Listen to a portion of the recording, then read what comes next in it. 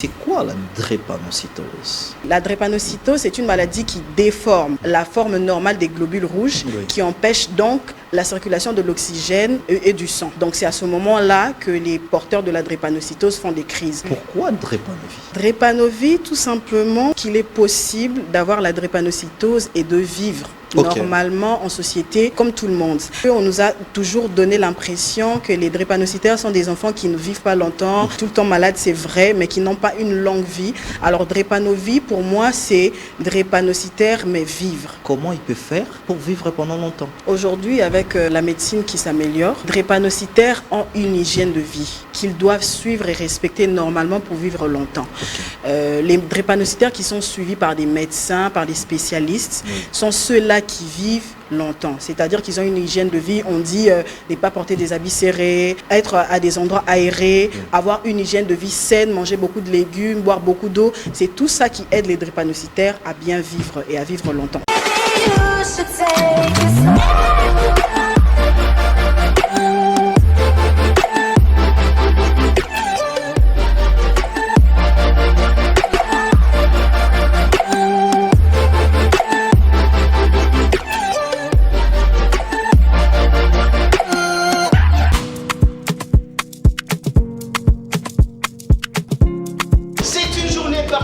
À la chambre froide handicapée, nous avons organisé la visite guidée avec les restaurants de la ville-province de Kinshasa. Ils ont répondu présent à notre invitation.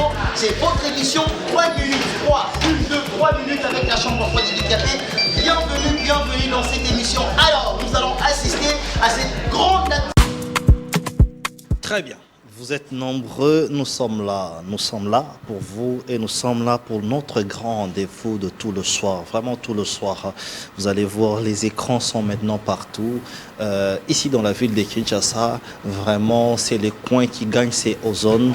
Lorsque vous arrivez à Soukamir, vous verrez que tout le monde sont branchés en train de prendre un petit verre, un petit sucré. Mais en train de suivre la vraie version pour savoir la vraie version de la chose. Voilà pourquoi, dans la deuxième partie de l'émission, vous verrez des éléments qu'on a préparés pour vous. Les dossiers Chikapa, par exemple. Les dossiers ville de Kinshasa. Vous savez, j'ai quand même pris quelques images où je vais vous montrer. Il y a cette histoire de la police, des véhicules de la police qui ramassent les véhicules des gens. Mais je peux vous dire que ce que ces gens-là font, c'est grave. Vous aurez les images. Ne vous en faites pas, nous sommes la vraie version. On va vous montrer les images au bon moment, dans la deuxième partie de l'émission. Mais la première partie, je pense que ça sera une émission pédagogique. Une émission pédagogique parce que nous allons parler de la santé. La santé nous concerne tous. La santé, c'est la vie que nous menons, mais nous pouvons aussi prévoir beaucoup de choses, prévoir l'avenir de nos enfants en sachant comment on va se marier, prévoir quand est-ce que tu veux te marier, à qui tu es marié, on appelle ça la compatibilité. Voilà, il y a toutes ces choses-là qui font à ce que aux alamaka, qui font aussi à ce qu'il y ait plusieurs cas, par exemple des SS, des autres à l'hôpital qui sont très malades. Ce n'est pas du hasard. C'est juste le choix. Voilà pourquoi nous, vraie version, on a pris le soin de pouvoir vous en parler. Et pour ce soir, je reçois pour la première fois Madame Graziella Lutoya. Elle est donc présidente d'une structure qu'on appelle Drépanovi. Drépanovi parce qu'elle lutte contre la drépanocytose. Vous connaissez que c'est quelque chose qui dérange, mais aujourd'hui, nous allons en parler. Madame Graziella, bonsoir. Bonsoir, Monsieur Didier. Bienvenue sur notre plateau. Merci Vous beaucoup. avez l'habitude de nous suivre beaucoup plus à la télévision. Aujourd'hui, vous êtes en direct, on nous suit. Quelle est votre impression?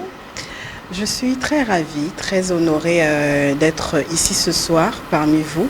Et en tout cas, grande est ma joie de partager ce plateau avec vous. Exactement. Alors, nous allons parler, comme je vous ai présenté, de la drépanocytose. Les gens qui nous suivent, c'est quand même un mot français. Hein. Parfois, on mélange les lingala, mais permettez qu'on parle en français parce qu'il n'y a pas encore ces noms-là en lingala, je pense. Mais c'est quoi la drépanocytose?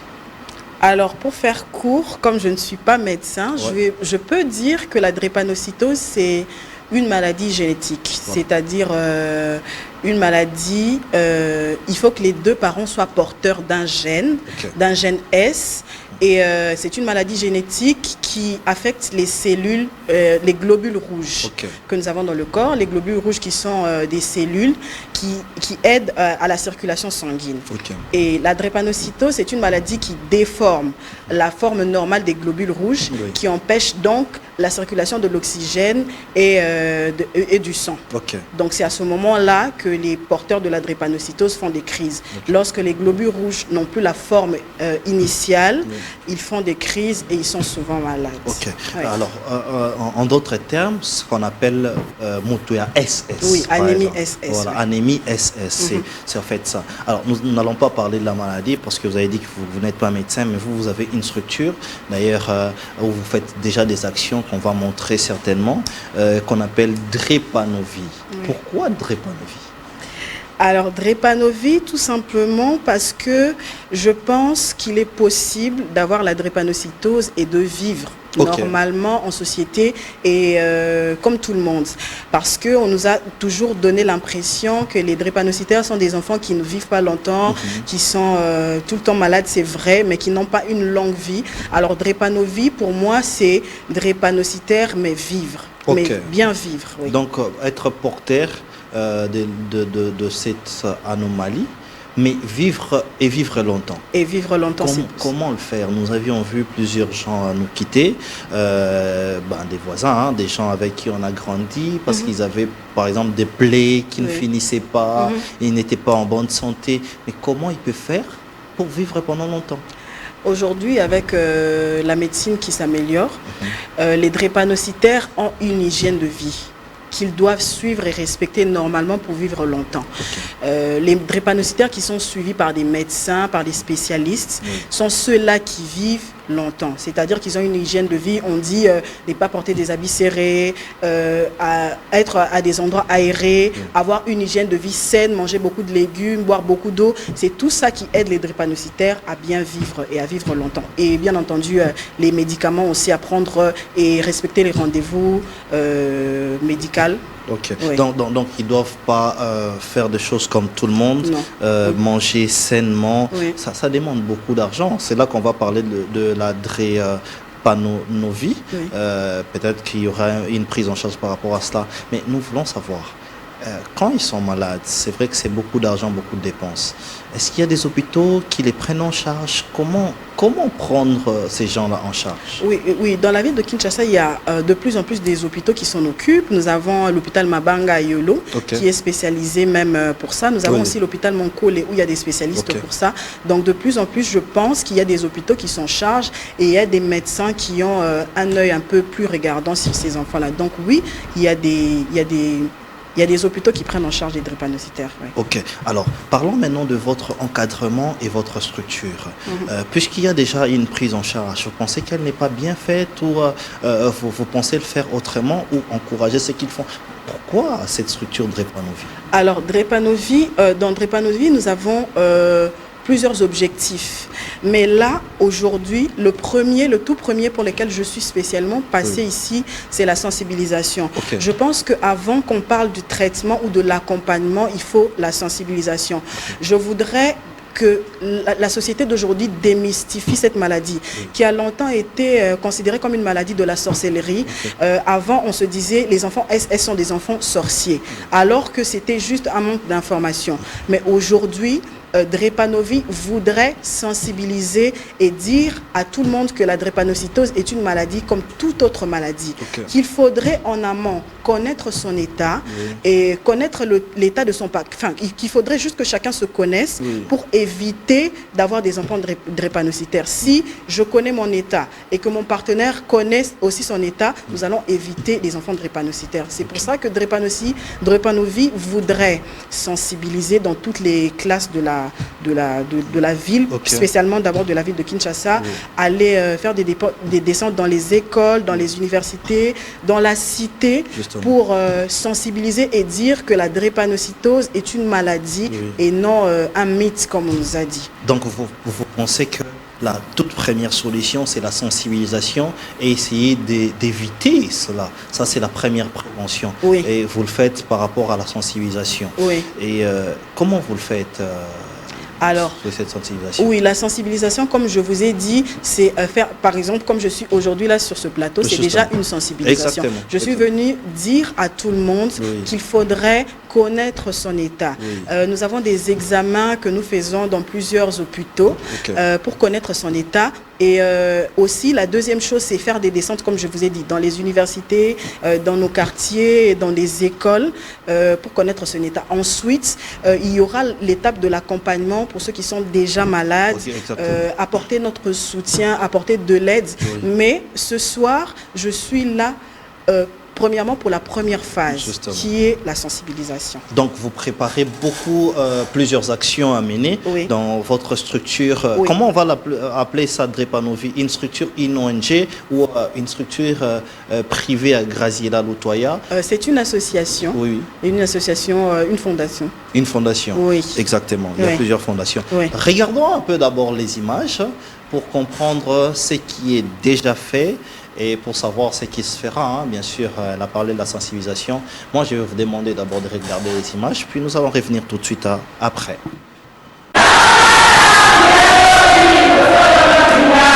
Chaque dernier mardi et mercredi du mois, les femmes de l'église adventiste du 7e jour se réunissent dans une prière mensuelle autour d'un sujet donné. Pour le mercredi 31 juillet 2024, ces derniers étaient outillés sur la drépanocytose et l'éducation de leurs enfants sur le plan spirituel. À cet effet, Graziella Lutoya, présidente de l'association Drepavi, a eu des mots justes pour expliquer aux mamans de l'église adventiste du 7e jour ce que c'est la drépanocytose, comment l'éviter et comment la détecter. Dans le cadre de la fondation qui organise un programme de monitorat. Et je suis venue aujourd'hui à l'église adventiste pour sensibiliser autour de la drépanocytose, qui est appelée aussi anémie SS. Le message d'aujourd'hui, c'était l'information et la sensibilisation autour de la maladie, afin de connaître ce que c'est réellement et comment éviter la maladie et comment se prendre en charge pour ceux qui sont déjà atteints de cette maladie. Graziella Lutoya, en sa qualité de femme leader, encadrée par la fondation allemande Hans Seidel, n'a pas hésité à expliquer aux mamans adventistes les causes et les conséquences de cette maladie d'origine génétique qui altère l'hémoglobine et qui est à l'origine de plusieurs difficultés chez les enfants dans le mariage, entraînant ainsi la mort. Alors pour connaître quelqu'un qui est atteint de cette maladie, ce sont des gens qui sont souvent malades, qui ont des yeux jaunes généralement, qui sont tout le temps fatigués et qui ont généralement aussi qui perdent du sang, qui ont la diminution du sang. Et voilà. Oui, la fondation nous accompagne, mais pour la prise en charge, oui, nous avons aussi des moyens de bord que nous utilisons pour l'instant pour aider un peu avec ce que nous pouvons, ceux qui sont déjà atteints, et aussi informer autour de la maladie pour aussi une bonne prise en charge. Somme toute, cette activité qui a connu la participation de la directrice du ministère des Femmes de l'église adventiste du 7e jour à l'Union du Congo-Ouest, Aurélie Mugiraneza, a été coordonnée par Maître Cyril Bintsoumou, coordonnatrice du département du ministère des Femmes de l'association du Congo-Ouest, en collaboration avec l'église. Très bien. Vous avez donc vu les images, les actions sur terrain et on est avec elle sur place. Alors, Madame Graziella, vous êtes sur les actions des terrains parce que nous avions vu une action. Pouvez-vous nous expliquer, il s'agissait de quoi? Alors là, il s'agissait d'une journée des mamans, une réunion de mamans que l'église adventiste organise, je pense 2 fois par mois. Nous étions justement allés sur terrain à l'église pour profiter et sensibiliser les mamans, parce que je sais que les mamans ont des filles, donc elles peuvent aussi sensibiliser leurs filles et apporter un peu un éclairage par rapport à tout ce qu'il y a autour de la drépanocytose. Ok. Alors, si je comprends bien, on doit connaître l'état de sa santé avant même de commencer une certaine histoire pour envisager le Tout justement. Raison pour laquelle j'ai dit que dans mon champ, de vision, je prévoyais et j'envisageais les universités, les écoles, parce que je sais que c'est à ce moment-là que les jeunes commencent à s'intéresser, vouloir créer des amitiés, des affinités, et c'est important de connaître son état. Exactement, même les églises, hein, les gens se marient par prophétie. Même les églises. Vous allez écouter,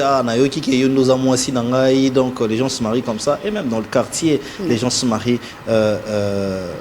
comme ça, et c'est dangereux.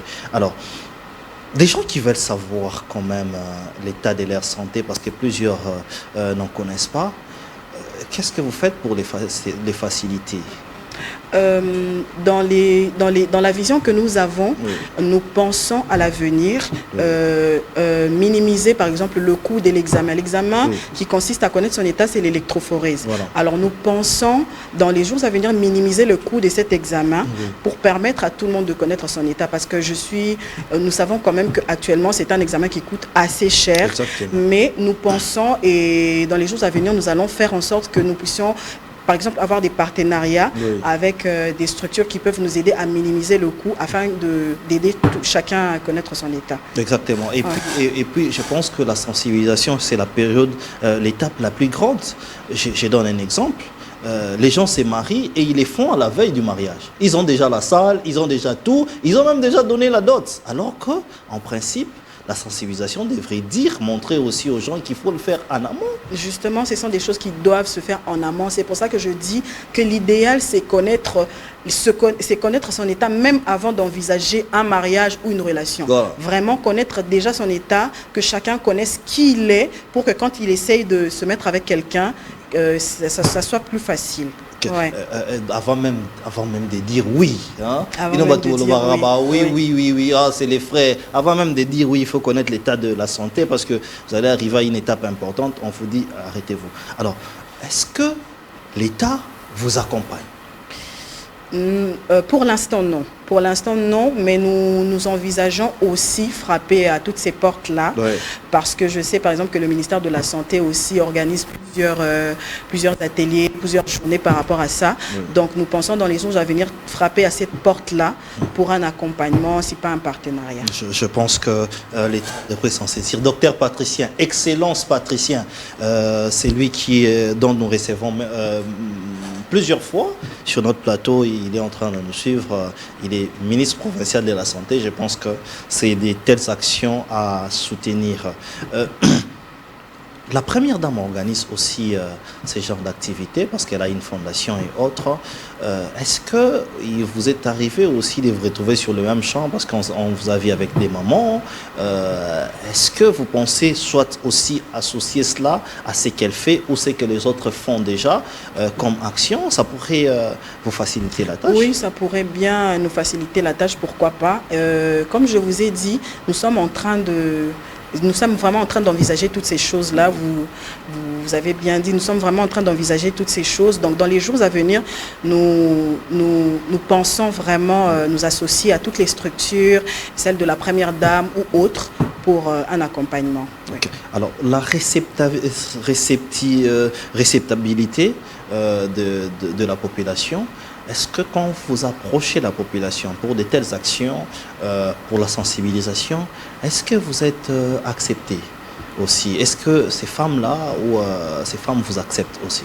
Oui, bien sûr, elles nous acceptent. Et chose étonnante, il y a beaucoup de gens qui ont des cas et qui ont ces problèmes chez eux à la maison, leurs enfants, leurs petits-enfants, mais qui ne savent pas exposer, ils ne savent pas à qui en parler.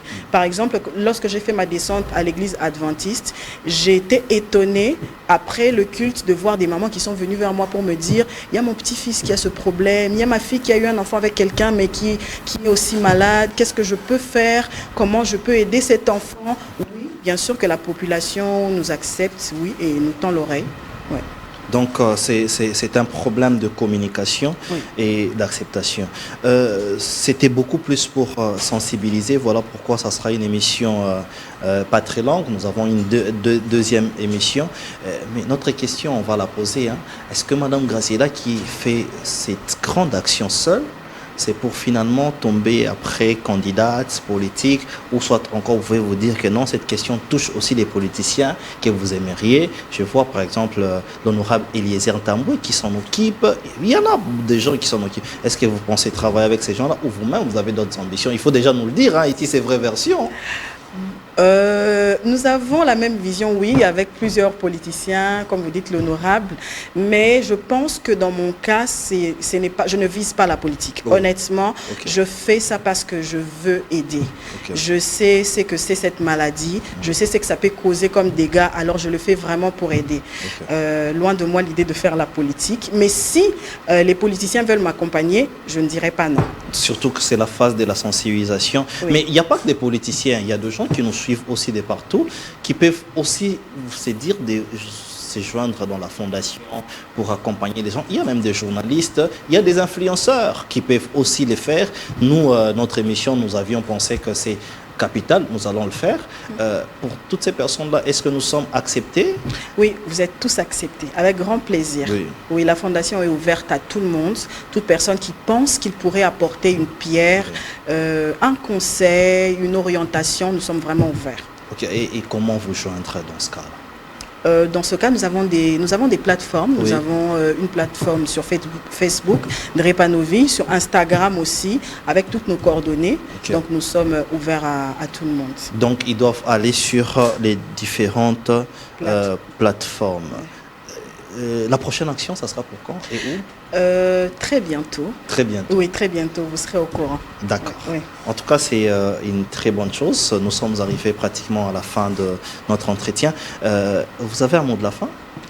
Oui, le mot de la fin, ce serait de donner de la force à tous ceux qui sont porteurs de cette maladie. Je sais qu'en société, c'est difficile de vivre la maladie. Vous êtes porteur de cette maladie. Je sais que des fois, vous êtes rabaissé, mis de côté, minimisé, traité de tous les noms. Je voudrais vous apporter de la force et vous dire que c'est possible de vivre et de bien vivre avec la drépanocytose. Si vous êtes suivi par un médecin, suivez à la lettre tout ce que votre médecin vous dit. Et si vous n'avez pas la possibilité de vous faire suivre par un médecin, nous ferons en sorte dans les jours à venir de vous accompagner afin de bien vivre votre maladie. Je connais quelqu'un qui nous a quittés. Une amie qui nous a quittés, elle les savait finalement. Alors je pense que la sensibilisation elle est importante parce qu'elle se disait que non, en tout cas moi je ne vivrai pas longtemps parce qu'elle avait des plaies. D'ailleurs elle fuyait même ses médecins parce qu'elle se disait qu'elle va mourir un jour. Malheureusement elle nous a quittés. Donc c'est important de sensibiliser. Nous vous encourageons pour cela. Alors nous sommes arrivés à la fin de notre entretien. Nous vous remercions d'avoir répondu à notre invitation. C'est sa vraie version. Chercher ces couches, nous allons voir l'acceptation du ministre de la Santé. Mais je peux vous assurer déjà que le ministre de la Santé provincial, le docteur Patricien, va vous appeler après cette émission. Et voilà. Donc restez branchés sur nos antennes pour la deuxième partie de l'émission Vraie Version. On se retrouve tout à l'heure.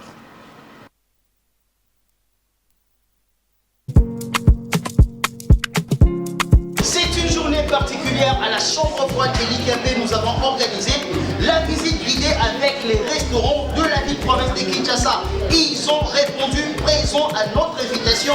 C'est votre émission 3 minutes 3, plus de 3 minutes avec la chambre froide de l'IKP. Bienvenue dans cette émission. Alors, nous allons assister à cette grande activité, bien évidemment. Ici à la chambre froide, nous sommes à la deuxième rue, l'unité industrielle. L'unité industrielle. On est à la deuxième rue, l'unité industrielle. Chambre froide de l'IKP, Yamon Namboka. Alors nous allons d'abord assister à cette activité et moi je vous récupère.